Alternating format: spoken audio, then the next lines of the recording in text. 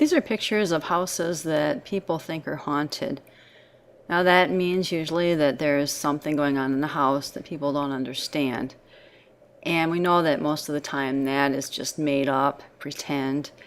But people like to think about that kind of stuff when it comes Halloween time. And so we're going to make a haunted house today out of construction paper. This is the house that I made to show you how. Now, if you don't like celebrating Halloween, you can just make a house and you don't have to put spooky things in it. First of all, start by folding a piece of paper in half the horizontal way like that.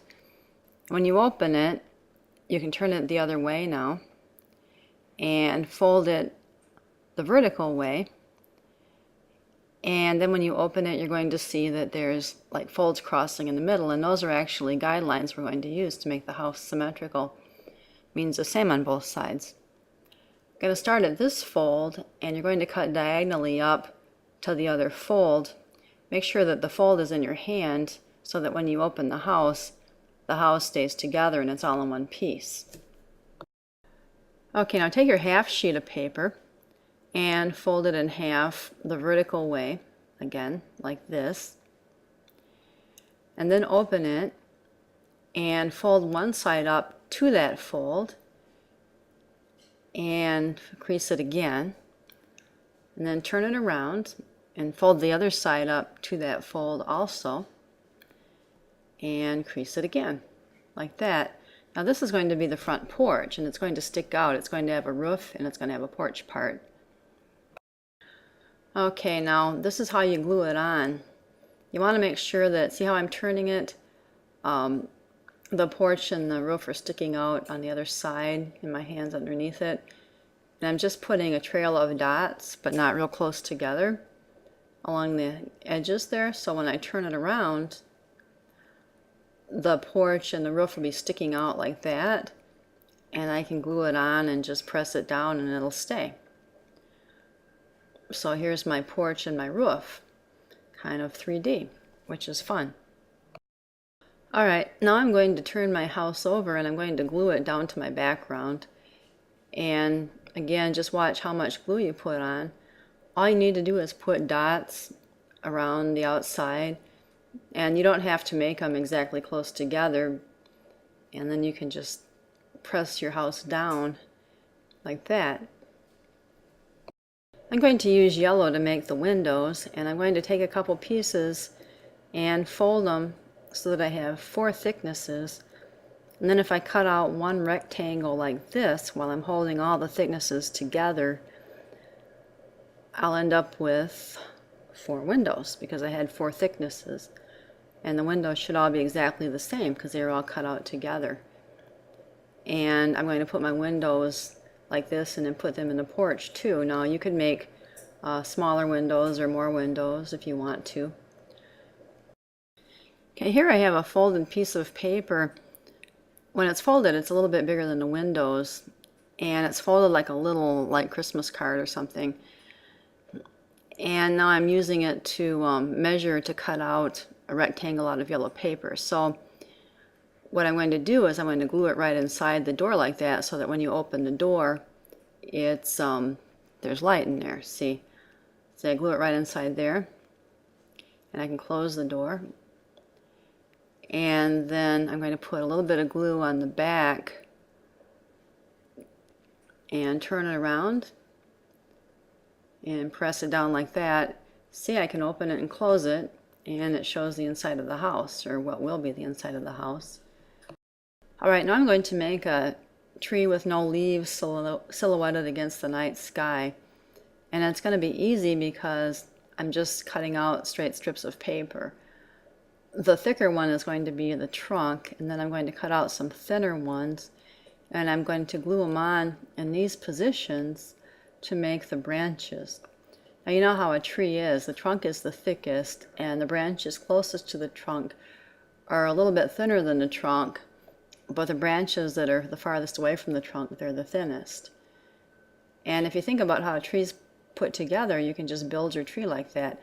What I'm going to do is I'm going to glue it together as I cut out the branches so that I don't have all these pieces left. And so there's my trunk. And then I'm going to take a branch and just a few dots of glue and then glue it into this position here, and another branch and a few dots of glue again, and glue it into this position on the other side. And I'm going to keep working my way up and keep working my way out. So here's some more branches. And now I'm going to cut out a circle to be the moon. I like gluing my picture together as I cut the pieces out, because if I have to stop before I'm done, then I won't have a lot of loose pieces that I have to keep track of and save for next time and try to find a place to store. Alright, here's one way to make a bat. First I make kind of a spread out M like that. Okay? Then I make lines coming from the M like that, and then curve lines to connect them like that. And then I can draw a little circle for his head, and I can draw his little ears. And that's a nice basic bat that I can cut out. And I find that it's easier to cut him out if I cut around like that first, and then I can cut in for the details, like in around his head, like that. Because I've got all that extra paper cut off, it's a little bit easier to maneuver it. You know, same with these parts of his wings down here. There's not all that extra paper because I cut it all off, and so this is easy now. But bats are a fun thing too. And you can make several like bats, and you can make them different sizes. And, you know, that's fun. There's my bat right there. Now remember, you can do other things too. You can have, you know, like ghosts or people, or see I've got that dark figure up in my window. Remember, you have your front porch that you can have things on the front porch. You can have things outside by the tree. You know, just the more things that you put in here, the more fun your picture is going to be. And if you can come up with some unique things that I haven't thought of, that's so much the better. See, I'm adding some cross pieces for my windows now, to make them look more like windows and not just like a rectangle that's yellow.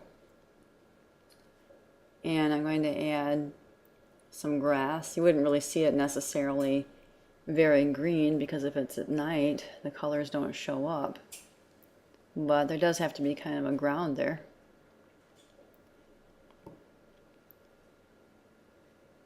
But that's easy to do. It's just kind of a zigzag line with the zigzags really thin and close together. And don't forget a lot of other things that you could put in there.